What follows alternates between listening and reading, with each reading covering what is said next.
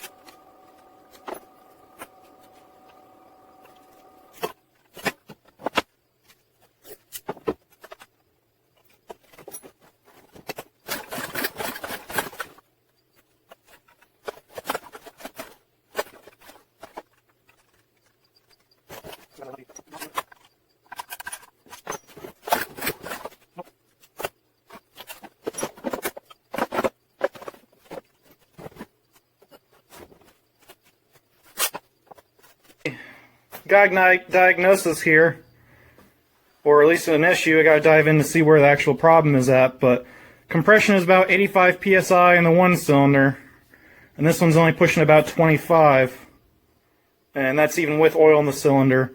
I was trying to adjust the valve lash, see if that might help or not, and it didn't. So I'm gonna take this blower cover and the head off, and then I'll turn you guys on once I get the head off, because that's pretty simple, just a bunch of 10mm bolts. There's some 12 or 13s on top. It varies depending on the year. As for details, let me take a look at the engine tag that's on here. Also, there's no dipstick on here, so I don't know if I'd be able to run, but this engine's from 95, and it's a 30 cubic inch, 16 horsepower. They make, I think, 28 or 29 cc engines for the 14 horses. And you can see 30 stamped into the head as well. Okay, got her opened up. There's quite a bit of oil in here, and the cylinder actually looks really good. There's actually some honing lines left in there, but I don't see any kind of scratching. However, I do see some cylinder staining up here and down on the bottom. So what I'm gonna imagine is going on here is it's probably got stuck rings from moisture getting in here. Here's some more staining down in here. So I'm gonna pop this sump off, and we'll pop that piston out and see what we got in there. Okay, she's just about ready to come out. It's sticking over the block right now, so it's gonna be a little tight, but let's see if I can get it out of there. This is a soft hammer. I'm going to tap the rod carefully.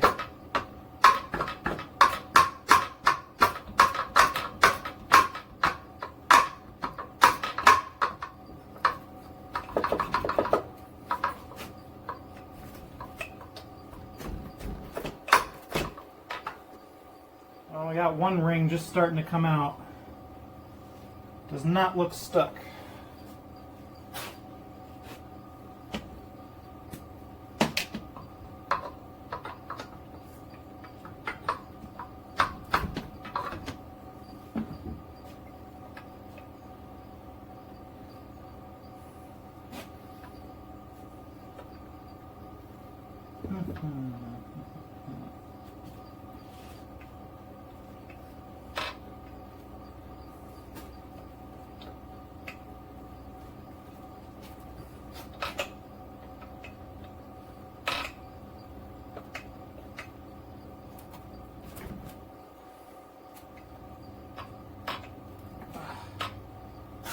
Boy, she's in there pretty tight, and I don't want it to pop out, but I think it's going to wind up. Oh, there we go. Let's see what we got in here. There. The control ring is not sticking out. The compression rings look pretty good. I don't know why it doesn't want to focus right now. But everything looks pretty good. I'm going to put this bearing cap back on and mark how it's supposed to go on here. Here's those tabs you don't want to mess up. Here's 2 tabs down here and 2 tabs on top. The other side does not have them.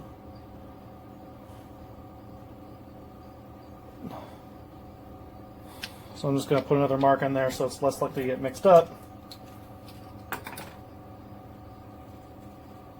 Just like that. And the rod cap looks really clean. See if I can get you in there. I don't see any major issues in there. It looks pretty good.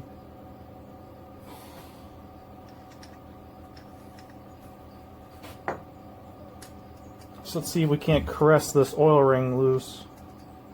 Oh no, the oil ring's loose. Why isn't it expanding out? I'm seeing a lot of carbon on these rings, so I'm wondering if it might have just gotten glazed. But everything looks good.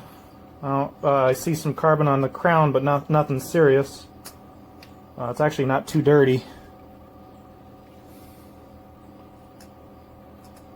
So I'm not sure why we were not having compression. I do know that the exhaust valve is leaking on this head a little bit, but it wasn't enough that I would warrant it being an issue. And it is also possible that the rings could have come loose just trying to knock it on out. So I'm not sure.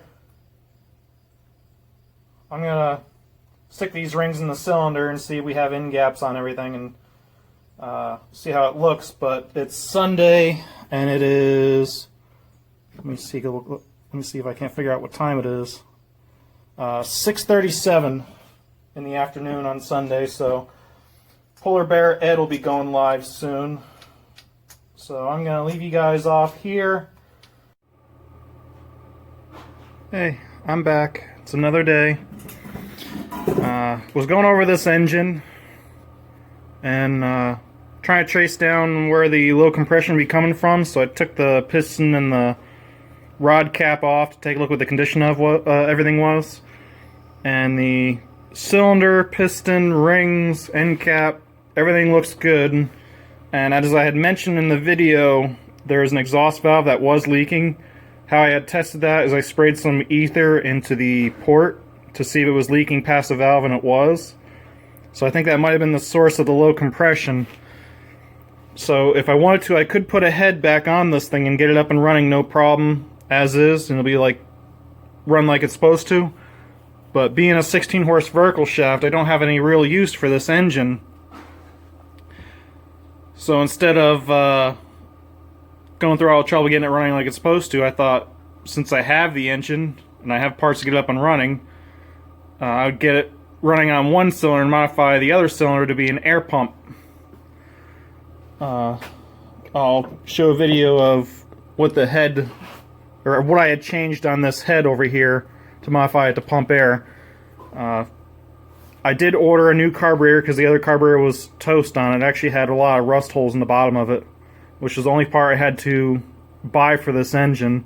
The other parts I had lying around are salvaged from multiple areas to get it running. Case in point, this is a throttle from a lawnmower I had stuck on here. And the choke was off of the parts engine. I didn't need that for the wheel crusher. So I did clearance the head in here, and I also drilled and tapped this for pipe thread, as well as down here I had put some pipe thread in as well to get an air intake here and a outlet here. And I blew this check valve up in just like 1 minute of running the engine. Let me open that up, give me a second. Okay, yeah, I'd blown this thing up in like 1 minute. Now the brass seat is fine.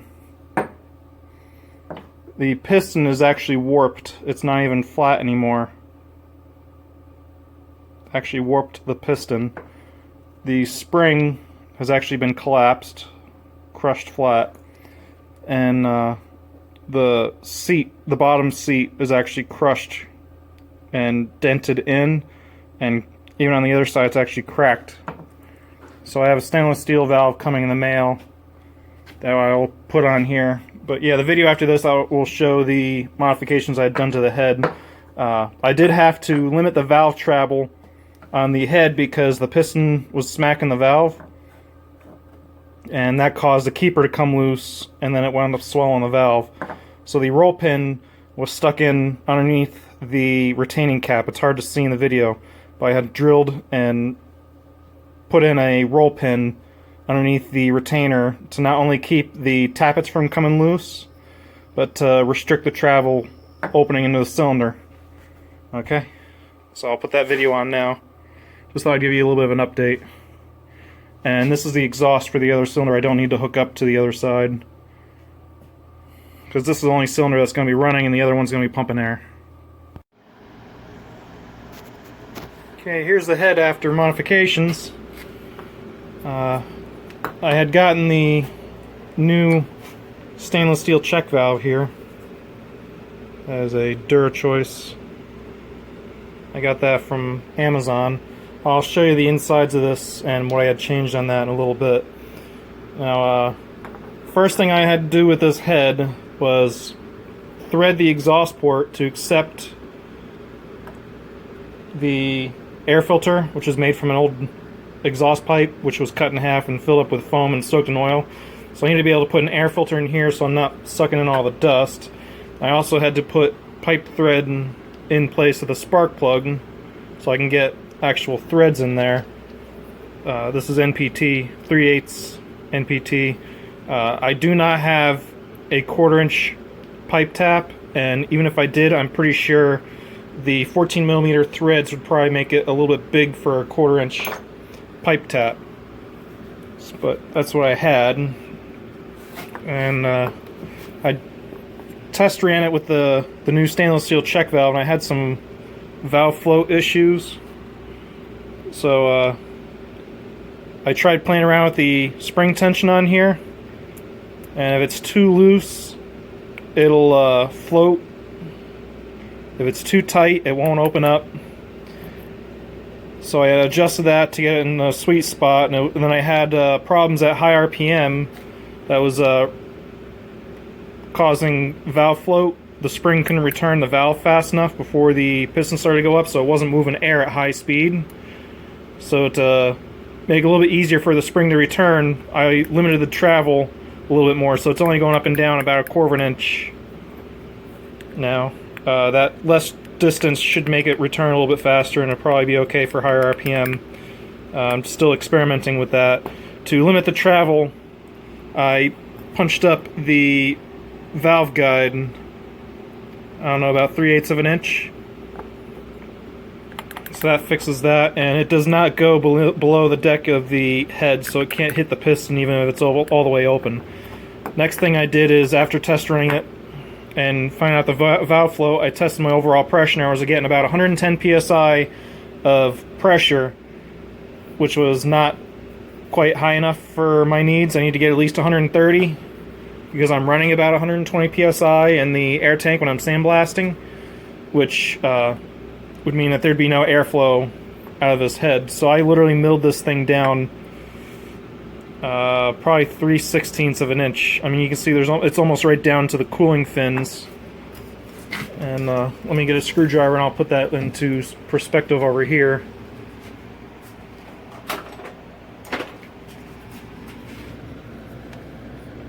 See, that would be the head gasket here, and that would be the cooling fin. So that's about the width of that screwdriver tip I took off of that.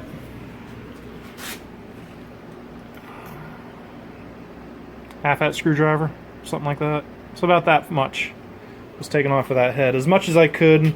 I could probably come down to these threads here, but it's a lot of work sanding this down, and I don't really want to go much lower because then my valve would probably be below, or sticking out past the machine's surface, and I can still deck this block down, or have this block decked down probably 50 thousandths to get the pressure up higher as well.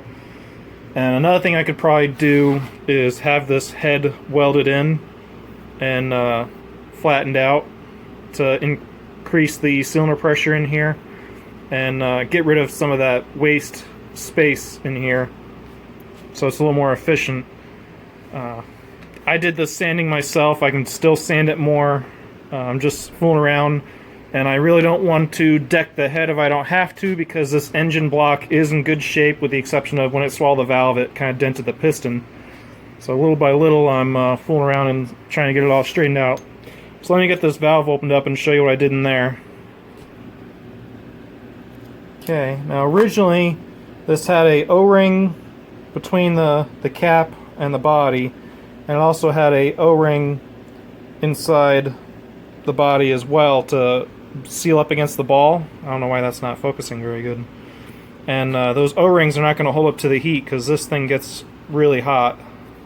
Give me a second, let me see if I can figure out this focus quick. So as I was saying, I took the O-rings out because I don't need them, because I'm not worried about this being a perfect airtight seal. It's just got to keep air flowing in one direction. And another thing that was going on in this valve originally is it just had this spring and ball in a cylinder, and I didn't want to repeat the failure like I did on the last one. Where did that go? So as I was saying, I didn't want to have a repeat of the failure I did on the last one, so on this one you can see this can compress all the way in the cylinder inside of this check valve. And that spring, when it compresses all the way, actually restricts airflow as well. So what I did is I took a screw and I added some slots into it. And now I'll go inside the spring and limit the max travel here. Trying to do this all with one hand. See, now that screw is inside that cylinder, or inside the spring.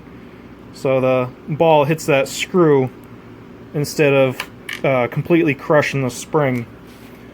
And that sits in the body of this valve down there. A bit tricky getting that thing in there just right.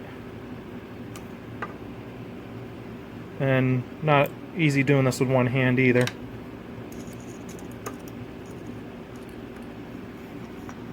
Okay, can you see it in there?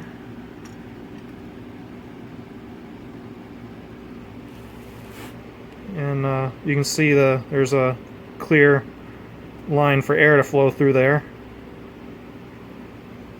And the spring goes on top of that. The ball goes on top of that.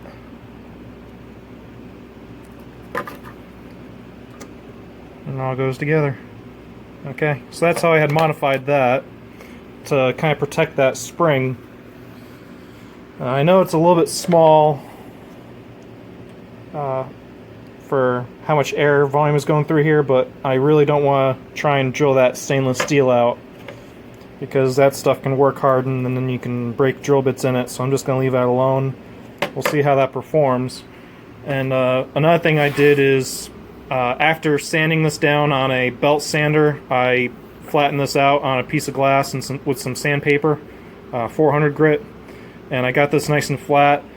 Since I'm not running combustion gases in here, I'm not worried about any kind of leaks. It's just going to be air. So the only things I don't want leaking is this valve gallery in here, or tappet gallery, whatever you want to call it, and the drain back. I don't want leaking oil. So I'm just going to help get this head a little bit closer to the piston, I'm going to take the head gasket out and use that high heat RTV, the ultra copper, and we're just going to seal that up with the ultra copper and see how that holds up. And little by little I'm getting ready for a test run now. Another thing I had a problem with is I did have a air hose hooked up to this, and it got so hot so quick that it actually burst the rubber hose because it's right up by the compression, the pressure cylinder. If you look at regular air compressors, they have hard lines that go into the tank. So when you put the air hose right here, it just overheats the rubber hose. So I'm kind of on standstill until I get a air tank for this thing. And the air tank will also act as a water oil separator.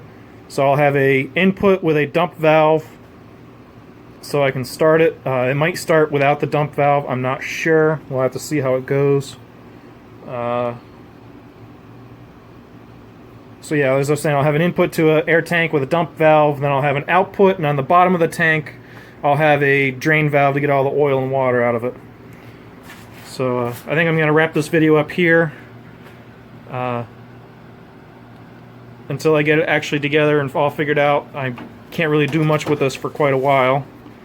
As for parts I'm going to need some gaskets for this thing. The O-ring, or the shaft seal's leaking, and I've been reusing the manifold gaskets for now. One thing I would like to do is grab the fuel bowl from the other carburetor and see if it's the same.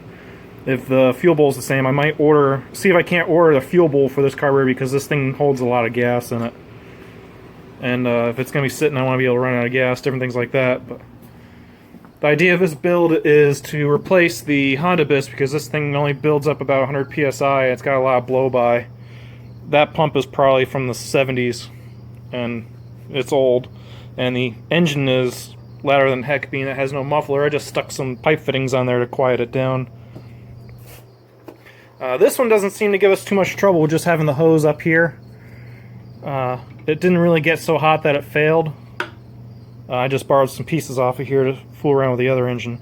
Granted, this is only running at 500 RPM, and this is more or less a heat exchanger. This large piece of brass probably relieved a lot of the heat. So, hope you liked that video. If you did, make sure you give me a thumbs up. And as always, have a good day. Thanks for watching. Bye.